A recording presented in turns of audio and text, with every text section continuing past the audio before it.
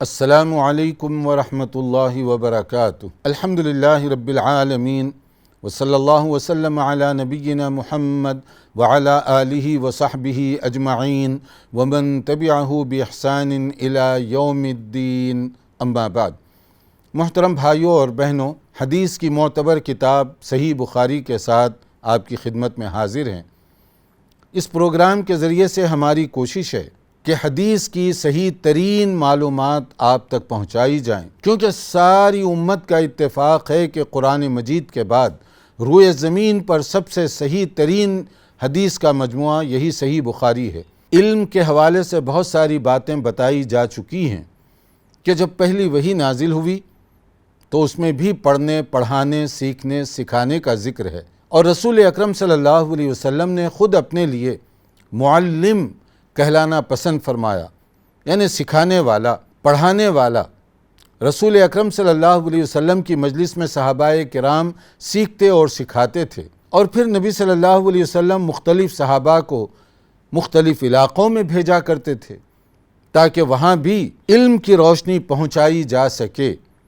اس سے ہم سمجھ سکتے ہیں علم کا مقام کتنا اعلیٰ اور کتنا اونچا ہے، اور اس کے بعد بھی یہ سلسلہ چلتا رہا۔ لوگ دور دراز کا سفر کر کے امام مالک رحمۃ اللہ علیہ کے پاس آتے تاکہ ان سے علم دین حاصل کریں، حدیث کا علم حاصل کریں۔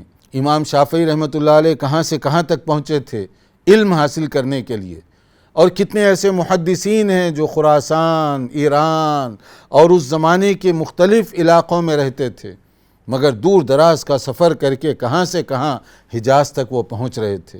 یہ ساری صعوبتیں وہ لوگ اس زمانے کے سفر کے حساب سے کیوں برداشت کر رہے تھے؟ اس لیے کہ علم کے بغیر انسان توحید اور شرک کا فرق بھی نہیں جان سکتا، سنت اور بدعت میں تمیز بھی نہیں کر سکتا۔ اس کے لیے بھی ضروری ہے کہ وہ علم حاصل کرے۔ تو سیکھنا اور سکھانا، اس کی بہت زیادہ اہمیت۔ اس میں جو مختلف احادیث ذکر کی گئی ہیں علم کے حوالے سے، اس میں یہ کہ دیکھیے علم سیکھنے سکھانے کے مختلف انداز ہیں۔ ان میں سے ایک استفسار، پوچھنا، معلوم کرنا، کہ نبی صلی اللہ علیہ وسلم کی خدمت میں بہت سارے دیہاتی لوگ، اعرابی لوگ آیا کرتے تھے اور مختلف قسم کے سوالات کیا کرتے تھے، کبھی عقیدے سے متعلق، کبھی اعمال سے متعلق، کبھی اور دیگر لین دین وغیرہ کے مسائل ہوتے تو اس میں پوچھا کرتے تھے، اور نبی صلی اللہ علیہ وسلم جب جواب دیتے تو باقی جو صحابہ موجود ہیں ارد گرد، وہ سوال بھی یاد رکھتے، جواب بھی یاد رکھتے۔ اسی سے علم کی روشنی پھیلتی جاتی، اور پھر بعد میں وہ ذکر کرتے ہیں کہ ایک موقع پر فلاں شخص آیا تھا، اس نے یہ سوال کیا اور نبی کریم صلی اللہ علیہ وسلم نے اس کا یہ جواب دیا۔ دیکھیے ایک موقع پر، جیسے اس میں صحیح بخاری میں جو احادیث نقل کی گئی ہیں، ان میں ایک صحابی آئے اور انہوں نے نبی صلی اللہ علیہ وسلم سے ایک سوال کیا، متی الساعہ، قیامت کب آئے گی؟ اور پھر نبی صلی اللہ علیہ وسلم دوسرے کاموں میں مشغول ہو گئے۔ تو کچھ صحابہ نے سوچا کہ شاید نبی صلی اللہ علیہ وسلم سے جو سوال کیا گیا آپ نے وہ نہیں سنا، حالانکہ آپ سن چکے تھے، مگر آپ صلی اللہ علیہ وسلم کا طریقہ یہ تھا کہ موقع محل کی مناسبت سے آپ جواب دیا کرتے تھے۔ اس میں سکھانے والوں کے لیے بھی ایک سبق ہے کہ سیکھنے سکھانے کا کام مفید اسی وقت ہو سکتا ہے جب موقع محل کا بھی آپ خیال رکھیں کہ کہاں کون سی بات کرنے والی ہے اور کہاں کتنی بات کرنے والی ہے وغیرہ وغیرہ۔ اس کے بعد کچھ دیر گزر گئی، پھر نبی صلی اللہ علیہ وسلم نے پوچھا کہ وہ جس نے سوال کیا تھا وہ کہاں ہیں؟ قیامت کے متعلق جو سوال کر رہا تھا وہ کہاں ہیں؟ تو وہ کہا کہ میں ہوں۔ پھر آپ نے اس کا جواب دیا، اور یہ جواب دیکھیے کیا ہے، فَإِذَا ضُيِّعَتِ الْأَمَانَةُ فَانْتَظِرِ السَّاعَةَ۔ جب لوگ امانت کو ضائع کریں، اس میں خیانت کریں، تو سمجھیے کہ اب قیامت آنے والی ہے، اچھے دن گزر چکے اور قیامت کے ہم قریب پہنچ چکے۔ ایک قیامت کی آپ نے وہاں پر نشانی بتائی۔ تو پھر پوچھنے والے نے آگے مزید اس سلسلے میں وضاحت چاہی کہ کیسے اس کو ضائع کیا جاتا ہے۔ آپ نے فرمایا اذا وسد الامر الى غیر اہلہ فانتظر الساعہ، جب کوئی ذمہ داری کسی کام کی، کسی مسئلے کی، ان لوگوں کو دو جو نااہل ہوں۔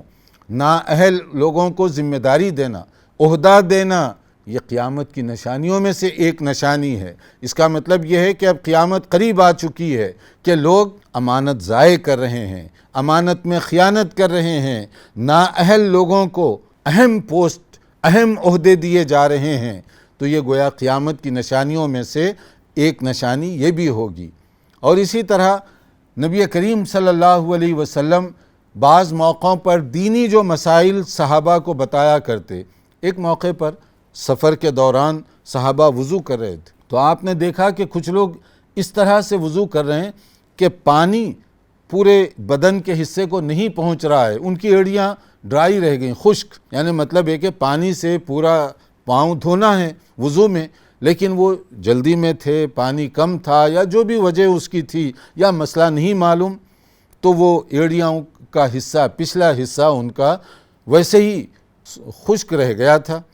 تو نبی صلی اللہ علیہ وسلم نے وہاں اعلان کروایا، آپ نے کہا وَيْلٌ لِّلْعَقَابِ مِنَ النَّارِ، کہ جو اپنی ایڑیوں کو پراپر نہیں دھوئے تو وہ گویا کہ حصہ جہنم میں لے جائے گا۔ مطلب کیا ہے؟ وضو نہیں ہوا، جب وضو نہیں ہوا نماز نہیں ہوئی، نماز بھی نہیں ہوئی، وضو بھی نہیں ہوا، تو پھر جنت کا حصول کیسے ہوگا؟ تو یہاں آپ نے ایک مسئلہ بھی بتا دیا کہ جب وضو کرو تو وضو کے جو اعضاء ہیں وہ سارا حصہ پراپر طریقے سے ویٹ ہو جانا چاہیے، گیلا ہو جانا چاہیے۔ اگر کوئی حصہ خشک باقی رہ جائے تو آدمی کا وضو نہیں ہوگا۔ تو ایک موقع وہاں پر تھا تو آپ نے ایک مسئلہ لوگوں کو بتا دیا، ان کی اس طرح سے غلط فہمی بھی دور ہو گئی۔ ایک مجلس میں نبی صلی اللہ علیہ وسلم تشریف فرما تھے اور کچھ بڑے بڑے سینئر جو صحابہ ہیں وہ آپ کے ارد گرد بیٹھے ہوئے تھے۔ اب نبی صلی اللہ علیہ وسلم نے ان سے ایک سوال کیا جس کو ہم کہتے ہیں آج کل امتحان، ٹیسٹ، آزمانے کے لیے۔ اور وہ سوال کیا تھا؟ ایک اللہ نے ایسا درخت بنایا ہے، ہر موقع اور ہر موسم میں وہ تر و تازہ ہی رہتا ہے، اور اس درخت کی ہر چیز سے لوگ فائدہ اٹھاتے ہیں۔ پھل سے تو درخت سے عام طور پہ لوگ فائدہ اٹھاتے ہیں، مگر اس کی پتیوں سے بھی، اس کے تنے سے بھی، ہر چیز سے لوگ فائدہ اٹھاتے ہیں۔ تو آپ صلی اللہ علیہ وسلم نے یہ وضاحت کرنے کے بعد دریافت کیا وہ کون سا جھاڑ ہے، کون سا درخت ہے وہ۔ اب صحابہ، انسان کی نفسیات ہے کہ اب وہ سمجھے کہ کوئی بڑا مشکل سوال ہے، تو اب وہ جنگل، دیہات، کھیتی باڑی، اس کی طرف ان کی نظر گئی کہ وہاں کھیت میں کون سا جھاڑ ہوتا ہے، وہاں کون سا پودا ہے، وہاں کون سا پیڑ ہے، وغیرہ وغیرہ، کہ اس سے لوگ فائدہ اٹھاتے ہوں۔ ادھر ادھر گئے وہ۔ اب وہاں مجلس میں ایک چھوٹے سے صحابی بھی تھے، عبداللہ ابن عمر رضی اللہ عنہما، حضرت عمر رضی اللہ عنہ کے بیٹے۔ انہوں نے دیکھا تو ان کے ذہن میں فوری اس کا جواب آ گیا، احتراماً کہ بڑے لوگ موجود ہیں، اب میں ان کی موجودگی میں نبی صلی اللہ علیہ وسلم کو کیسے جواب دوں؟ خاموش ہو گئے وہ۔ خیر صحابہ تھوڑی دیر تک ادھر ادھر جو ہے بھٹکتے رہے، جنگل میں، کھیت اور باغات وغیرہ میں، کہ وہاں کون سا جھاڑ ہوتا ہے، وہاں کون سا درخت ہوتا ہے، وغیرہ وغیرہ۔ سارا سننے کے بعد نبی صلی اللہ علیہ وسلم نے فرمایا جو جھاڑ تمہارے قریب ہے وہی تو ہے، النخلہ، یعنی کھجور کا جھاڑ، یہی تو اس صفات سے متصف ہے۔ کھجور کا جھاڑ، اس کا جو ہے پھل تو سبھی کھاتے ہیں، لذیذ شیریں کھجور، اور مقوی، طاقتور بھی ہے، غذائی بھی قوت ہے اس کے اندر، وغیرہ وغیرہ۔ اور اس کی پتیاں، یہ گھر وغیرہ جو بنایا کرتے تھے اس زمانے میں، اس کی چھت میں اس کو استعمال کیا کرتے، اور اس کا تنا لکڑی کے طور پر استعمال ہوتا تھا، ہر چیز اس کی استعمال ہو رہی ہے۔ اور پھر کمال یہ ہے کہ ہر موسم میں وہ ویسے ہی رہتا ہے۔ تو نبی صلی اللہ علیہ وسلم نے جب جواب دیا تو صحابہ بڑے تعجب میں پڑ گئے کہ ہم تو پتہ نہیں وہ بہت مشکل جگہوں پر گھوم رہے تھے اپنے دماغی طور پر کہ شاید کوئی وہ بڑا جھاڑ ہوگا، کوئی کیا ہوگا، یہ وہ جھاڑ ہے جو تو ہم اطراف اس کے رہتے ہی ہیں، مگر کبھی کبھی انسان دور جاتا ہے۔ بہرحال اس میں سوال اور جواب، امتحان اور اس کا جواب، اور پھر اس کے ساتھ ساتھ ایک ایسی فضا، ایسا ایٹماسفیئر جس میں صحابہ ذرا بے تکلف ہو کر سوال جواب کر سکیں۔ تو اس میں ایک سبق ٹیچرز کے لیے بھی ہے کہ ہمیشہ آپ ڈو اور ڈونٹس کی زبان استعمال کریں گے تو اس کا فائدہ نہیں ہوگا کہ بس ہمیشہ آپ آنکھیں پھاڑ پھاڑ کر، آواز بلند کر کے اپنے اسٹوڈنٹس کو مرعوب کرنے کی کوشش کریں، تو وہ سیکھنے سکھانے کا انداز نہیں ہے۔ کبھی ایسا ماحول بھی ہونا چاہیے کہ طلباء خوش دلی کے ساتھ، اوپن مائنڈ ہو کر آپ کی بات سن سکیں، آمادگی کے ساتھ، شوق کے ساتھ۔ تو اس کے لیے ذرا سا ماحول ایسا ہو جس کے اندر تھوڑا سا بے تکلفی کا انداز ہو۔ اور اس میں ایک پوائنٹ یہ بھی ہے کہ دیکھیے حضرت عبداللہ ابن عمر کو صحیح جواب معلوم تھا، مگر احتراماً انہوں نے وہ جواب نہیں دیا کہ سینئر صحابہ موجود ہیں۔ حضرت عمر کو جب بعد میں بتایا انہوں نے کہ ابا جان میرے ذہن میں تو یہ بات آ گئی تھی فوری، مگر آپ لوگ خاموش تھے یا آپ لوگ دوسرے نام لے رہے تھے تو اس لیے میں کیسے لے سکتا تھا اس کا۔ تو حضرت عمر نے اس کو کہا بیٹا اگر تم وہاں جواب دے دیتے تو اس کی وجہ سے مجھے کتنی خوشی ہوتی تھی۔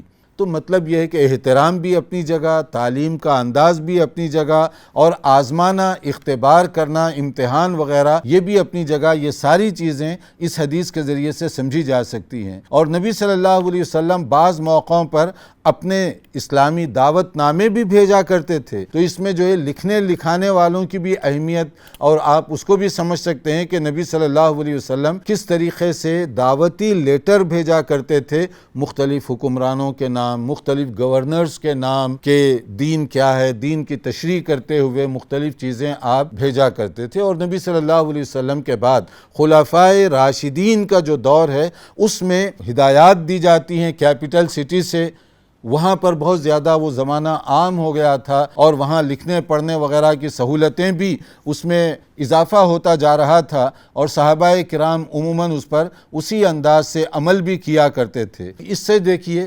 سیکھنے سکھانے کے مختلف انداز یہاں پر بتائے جا رہے ہیں۔ اور اسی طرح نبی کریم صلی اللہ علیہ وسلم کی مجلس میں کبھی آپ خود صحابہ سے پوچھا کرتے تھے کوئی ایشو ہے، کوئی کوسچن ہے، کوئی چیز ایسی ہے جس کے بارے میں تم معلومات لینا چاہتے ہو، اگر کوئی صحابی بتاتے کہ اللہ کے نبی میں نے یہ خواب دیکھا ہے، اے اللہ کے نبی صلی اللہ علیہ وسلم مجھے یہ مسئلہ ہے یا ایشو ہے، تو آپ اس کے مطابق اس کی رہنمائی بھی فرمایا کرتے تھے۔ اسی طرح سے سیکھنے سکھانے کی جو باتیں ہیں کہ رسول اکرم صلی اللہ علیہ وسلم کے زمانے میں جو مختلف اسالیب صحابہ کرام اختیار کیا کرتے تھے، اس زمانے میں سیکھنے، چونکہ لکھنے پڑھنے کے جو آلات ہیں، پین وغیرہ اتنی ایڈوانس ٹیکنالوجی نہیں تھی، یا کاغذ وغیرہ کی وہ سہولتیں نہیں تھیں، مگر اس کے باوجود آپ نے پورا اہتمام فرمایا سیکھنے کا، سکھانے کا، اور صحابہ کرام کی حوصلہ افزائی کیا کرتے تھے کہ وہ دین کی جو باتیں مختلف انداز کی ہیں وہ سیکھیں۔ اب اس میں دیکھیے کہ نبی صلی اللہ علیہ وسلم نے جب حج کیا، حج کے موقع پر آپ نے لوگوں سے پہلے سوالات کیے، یہ کون سا مہینہ ہے، یہ کون سی جگہ ہے، آج کا دن یہ کون سا دن ہے، صحیح بخاری کے جو الفاظ ہیں۔ اب صحابہ خاموش ہو گئے۔ اس کے بعد میں نبی صلی اللہ علیہ وسلم نے جواب دیتے ہوئے فرمایا کیا یہ ذی الحجہ کا مہینہ نہیں ہے؟ صحابہ نے کہا کہ ہاں۔ کیا یہ فلاں تاریخ نہیں؟ ہاں۔ فلاں جگہ نہیں ہے؟ یہ ساری باتیں کرنے کے بعد پھر آپ نے کچھ احکام بھی دیے۔ اصل میں یہ جو سوال نبی صلی اللہ علیہ وسلم صحابہ کرام سے میدان عرفات میں یا مینا میں کر رہے تھے، یہ کیوں؟ یہ اس لیے کہ ایک اسلوب ہے سکھانے کا کہ پہلے آپ کوسچن کریں اور اس کے بعد ان کو تھوڑی دیر کے لیے سوچنے کا موقع دیں، پھر جواب آپ خود دیں۔ تو اس سے کیا ہوتا ہے، آدمی کبھی کبھی مزید چوکنا ہو جاتا ہے، اچھا یہ کوسچن اگر ہو تو اس کا جواب کیا ہو سکتا ہے۔ تو نبی صلی اللہ علیہ وسلم نے جب پوچھا یہ کون سی جگہ ہے، ان کو معلوم تو تھا یہ مکہ ہے، یا وہ جانتے تھے یہ عرفات کا میدان ہے، جواب نہیں دیے۔ ایک تو یہ اس میں ادب بھی تھا، دوسرے صحابہ یہ سمجھ رہے تھے پتہ نہیں کہ نبی صلی اللہ علیہ وسلم اس کا نام بدل دیں گے یا مہینے کا نام بدل دیں گے، تو اس وجہ سے بھی وہ خاموشی سے سنتے رہے اور پھر بہت چوکنا ہو گئے۔ تب جا کر نبی صلی اللہ علیہ وسلم نے وہی نام بتایا جو وہاں پر رائج تھا، وہی تاریخ وغیرہ ساری چیزیں بتانے کے بعد کچھ احکام دیے، اور وہ احکام دینے کے بعد آپ نے ایک خاص بات جو فرمائی فَلْيُبَلِّغِ الشَّاهِدُ الْغَائِبَ، جو بات تم سن رہے ہو یہاں مجھ سے براہ راست ان لوگوں تک پہنچاؤ جو یہاں پر موجود نہیں ہیں۔ اس میں ایک پیغام ہے، وہ یہ کہ دین کا مسئلہ اگر آپ کو معلوم ہو دوسروں تک پہنچائیے۔ نبی صلی اللہ علیہ وسلم نے پہنچانے کی بات کہی، اور پھر آپ نے فرمایا ایک اور دوسری جگہ بلغوا عنی ولو آیا، ایک مسئلہ معلوم ہے تو وہ ایک مسئلہ دوسروں تک پہنچائیے۔ جو بات آپ کو معلوم ہے، کنفرم ہے، وہ آپ دوسروں تک پہنچائیے، اسی سے تو علم کی روشنی پھیلے گی۔ ورنہ اگر میں نہ پہنچاؤں، چاہے میں اپنی جگہ کتنا ہی زیادہ علم والا ہوں، اس کا لوگوں کو فائدہ نہ ہو تو وہ علم بجھ جائے گا، وہ چراغ گل ہو جائے گا۔ چراغ علم کا روشن اسی وقت رہتا ہے جب میں جو علم مجھے ملا ہے دوسروں تک بھی پہنچاؤں، پھر وہ آگے، اسی طرح سے علم کی روشنی، علم کی شمع آگے چلتی چلی جائے گی، آگے اس کا فائدہ ہوتا چلا جائے گا۔ البتہ سیکھنے سکھانے کے بارے میں یا واعظ و نصیحت کے متعلق نبی صلی اللہ علیہ وسلم نے اعتدال کا طریقہ اپنایا۔ اعتدال کس لیے؟ کوئی بھی چیز چاہے وہ کتنی ہی اچھی کیوں نہ ہو، حتیٰ کہ عبادت ہی کیوں نہ ہو، اس میں اعتدال سے آگے بڑھ جائیں گے یا تو بوریت پیدا ہوگی یا اس کا رد عمل پیدا ہوگا اور آدمی اس کے بعد اکتا کر اس کو چھوڑ دے گا۔ جیسے ہر دن اگر آپ واعظ کرتے بیٹھ جائے، 3 گھنٹے تقریر کر رہے ہیں، آج بھی کل بھی روزانہ، تو کیا ہوگا؟ چند دن لوگ شوق سے سنیں گے اور اس کے بعد میں لوگ جو ہے نماز کے بعد سلام پھیرتے ہی جو ہے نکل جائیں گے مسجد کے باہر، گویا آپ سبب بنے اس کا۔ اس کے بجائے اگر آپ ہر دن بولنے کے بجائے ہفتے میں 1 دن 2 دن ایسے مقرر کر لیں اور ڈھنگ سے تیاری کر کے گفتگو کریں، سننے والوں میں شوق بڑھے گا، اشتیاق پیدا ہوگا، وہ چاہیں گے کہ آپ بولیں۔ اور بسا اوقات ایسے بھی ہوتا ہے کہ ایک خطیب تقریر کرتا ہے تو لوگ کہتے ہیں اگر 5 منٹ اور زیادہ بولے زیادہ بہتر ہے، کیونکہ آپ کی گفتگو اچھی ہے اور لوگ سننا چاہتے ہیں۔ اگر اس کے برعکس آپ اپنی بات ضرورت سے زیادہ لمبی کر دیتے ہیں تو بعض اوقات لوگوں میں اکتاہٹ کی وجہ سے لوگ گھڑی دیکھنے لگتے ہیں کہ کاش آپ چپ ہو جائیں تو زیادہ بہتر ہے، تو آپ کی ساری تبلیغ بیکار چلی جائے گی۔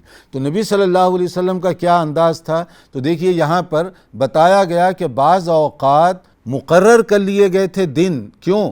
کراہیت السام علینا، تاکہ ہم بور نہ ہو جائیں۔ اب نبی سے بڑھ کر صلی اللہ علیہ وسلم کوئی افصح اللسان ہو سکتا ہے؟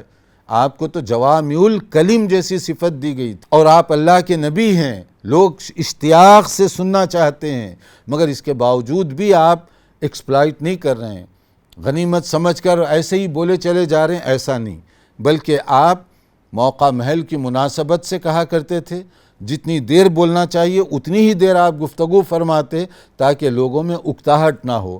اسی وجہ سے بعض صحابہ آپ کے بعد مختلف قسم کے علمی مسند سنبھالے ہوئے تھے۔ حضرت عبداللہ ابن عباس رضی اللہ عنہما وغیرہ تفسیر کا ہے، حدیث کا ہے وغیرہ وغیرہ، تو وہاں پر وہ کیا کرتے تھے؟ مقرر تھا ٹائم کہ فلاں دن ہم یہ چیز پڑھائیں گے یا سکھائیں گے، حالانکہ لوگ سننا چاہتے ہیں، شوق ہے، مگر اس کے باوجود نہیں۔ کہیں ایسا نہ ہو کہ بوریت پیدا نہ ہو جائے، جب تک شوق باقی رہے آپ سیکھتے رہیے۔ تو اس میں ایک بڑا پوائنٹ سیکھنے سکھانے والے دونوں کے لیے ہے کہ اس میں ایسا انداز اختیار کیا جائے جس سے لوگوں میں شوق اور رغبت باقی رہے۔ اس کی ضمنی جو چیز ہے علم کے حوالے سے وہ تفقہ فی الدین، علم کی سمجھ، دین میں پختگی پیدا کرنا، یہ اللہ تعالیٰ کی طرف سے ایک خاص انعام ہے، عطیہ الہی ہے کہ اللہ تعالیٰ اگر کسی شخص کو دین کی سمجھ عطا فرما دے۔ جیسے کہ نبی صلی اللہ علیہ وسلم نے فرمایا من یرید اللہ بہ خیرا یفقہہ فی الدین، اللہ تعالیٰ جس آدمی کو چن لیتا ہے خیر کے لیے، بھلائی کے لیے، اسے دین کی سمجھ عطا فرماتا ہے۔ تو فقہ کا مقام اتنا اونچا ہے، تفقہ فی الدین، دین میں پختگی، دین میں سمجھ، دین میں درست رائے قائم کرنا، یہ اللہ تعالیٰ کا انعام ہے، اور یہ انعام اس آدمی کو دیا جاتا ہے جسے اللہ تعالیٰ پسند کرتا ہے۔ تو اسی سے آپ سمجھیں کہ صحابہ کا مقام کتنا اونچا تھا، جو دین کو سمجھنے والے تھے اور دین کو پرموٹ کرنے والے تھے، دوسروں کو میسیج پاس آن کرنے والے تھے۔ پھر صحابہ کے بعد تابعین کے دور میں بھی آپ دیکھیں سیکھنے سکھانے کی کتنی وہاں پر مجلسیں ہوا کرتی تھیں۔ مسجد نبوی علم کا گہوارہ تھی اس وقت، اور وہ مسجد نبوی سے کیسے کیسے لوگ فارغ ہو کر نکلے، وہاں پر کیسے کیسے ایکسپرٹس وہاں سے بن کر نکلے لوگ۔ دیکھنے میں ان کے پاس عالی شان کوئی فرنیچر نہیں تھا، علم کے چوٹی کے پہاڑ ہیں ہر ایک اپنی جگہ پر، کیا کیا انہوں نے دنیا میں انقلاب برپا کیا۔ پھر اس کے بعد تابعین، محدثین، فقہا، ان کے زمانے میں آپ دیکھیے۔ تو یہ جو بات کہی جا رہی ہے کہ اللہ تعالیٰ جس آدمی کو چن لیتا ہے دین کی سمجھ اسے عطا فرماتا ہے۔ اور دین کی سمجھ کتنی بڑی بات ہے۔ اسی سے ایک اور حدیث ہے جس میں کہا گیا خیرکم من تعلم القرآن وعلمہ، صحیح بخاری کے ہی الفاظ۔ بہترین آدمی تم میں وہ ہے کون؟ جس کا بینک بیلنس زیادہ ہو یا جس کی دولت زیادہ ہو، جس کی پراپرٹی زیادہ ہو؟ نہیں، بہترین آدمی وہ ہے جو قرآن مجید کا علم حاصل کرے اور دوسروں کو سکھائے۔ یہ پرائرٹی نمبر 1 ہونی چاہیے۔ جو آدمی قرآن مجید کا علم حاصل کرے اور وہ قرآن کی روشنی دوسروں تک پہنچانے کی وہ کوشش کر رہا ہے تو اس آدمی کے لیے بہتر آدمی کہا گیا۔ اور ایسے ہی لوگوں کے لیے کہا جا رہا ہے کہ ان پر رشک کرنا جائز ہے۔ رشک کیا ہوتا ہے؟ کوئی بھی اچھا کام ہو جائے تو ہم عام طور پر حسرت کے ساتھ کہتے ہیں کہ اللہ اگر میرے اندر بھی یہ صفت پیدا کر دے، تو اسی کو کہتے ہیں غبطہ عربی زبان میں، یعنی رشک۔ ایک ہے نا حسد، حسد منفی مقاصد کے لیے ہوتا ہے۔ کسی کی اچھی گاڑی دیکھی تو آپ کے دل میں یہ خیال پیدا ہوا اس کا ایکسیڈنٹ ہو جائے تو کتنا اچھا ہوگا، اس کا ایکسیڈنٹ ہو تو آپ کو کیا فائدہ ملے گا۔ لیکن حاسدانہ جذبہ جو ہوتا ہے ہمیشہ نیگیٹو تھنکنگ ہوتی ہے، شیطانی۔ اس کی بلڈنگ بیٹھ جائے تو کتنا اچھا ہوگا، یہ بھی غریب بن جائے تو کیا ہوگا، یعنی منفی سوچ۔ یہ بہت بری بات ہے، اس سے شریعت میں سخت منع کیا گیا۔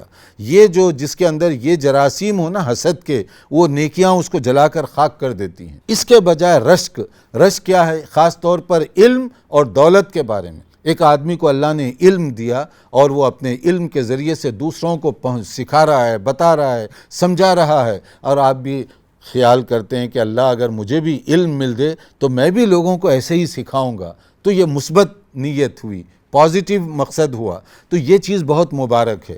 اسی طرح کسی مالدار آدمی کو آپ دیکھتے ہیں کہ اس کے پاس پیسہ ہے، غریبوں کی مدد کر رہا ہے، مدارس قائم کر رہا ہے، لوگوں کی ہیلپ کر رہا ہے، تو آپ دعا کرتے ہیں کہ یا اللہ میرے پاس بھی اگر پیسہ ہو تو میں بھی اچھے اچھے کام کروں گا، تو یہ جائز جذبہ ہوا۔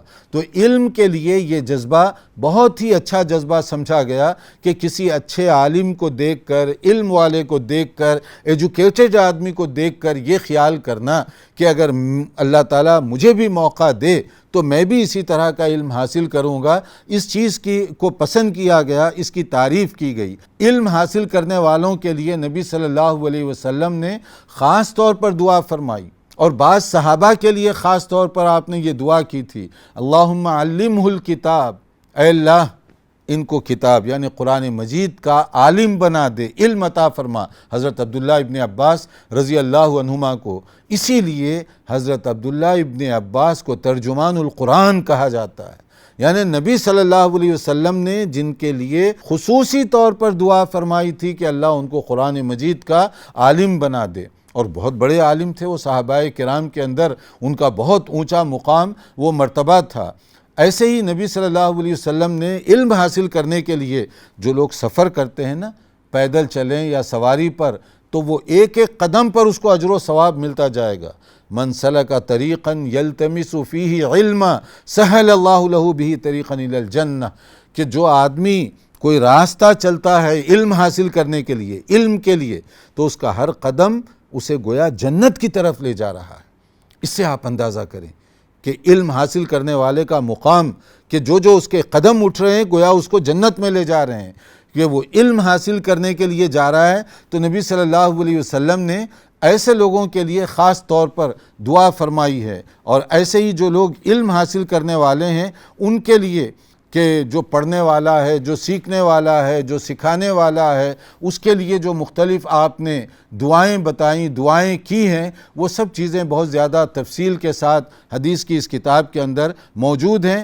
ہماری گزارش ہوگی کہ آپ علم کی اہمیت کو سمجھیں، اور جو چیزیں علم کی طرف لے جانے والی ہوں اس میں توجہ دیں، ورنہ جو آدمی علم سے محروم ہے اور جو آدمی علم والا ہے دونوں برابر نہیں ہو سکتے، جس کا قرآن مجید میں ذکر کیا گیا، قُلْ هَلْ يَسْتَوِي الَّذِينَ يَعْلَمُونَ وَالَّذِينَ لَا يَعْلَمُونَ، جو زیور علم سے آراستہ ہیں اور جو محروم کر دیے گئے، دونوں برابر نہیں ہو سکتے، دونوں کے درمیان ایسا فرق ہے جیسے گویا کہ رات اور دن کے درمیان، روشنی اور اندھیرے کے درمیان فرق ہوتا ہے۔ اس میں اور بھی باتیں ہیں علم سے متعلق، لیکن یہاں پر ہمارا وقت ختم ہو رہا ہے۔ انشاءاللہ تعالی کوشش کریں گے اپنے اگلے ایپیسوڈ میں نئی معلومات کے ساتھ حاضر ہوں۔ انتظار کیجئے ہمارے اگلے لیکچر کا۔ والسلام علیکم ورحمۃ اللہ وبرکاتہ۔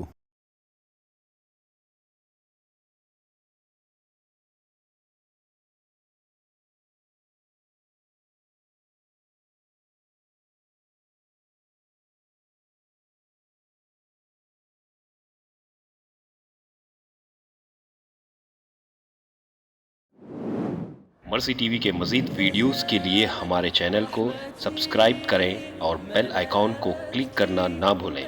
جزاک اللہ خیر۔ مرسی ٹی وی، پیغام رحمت۔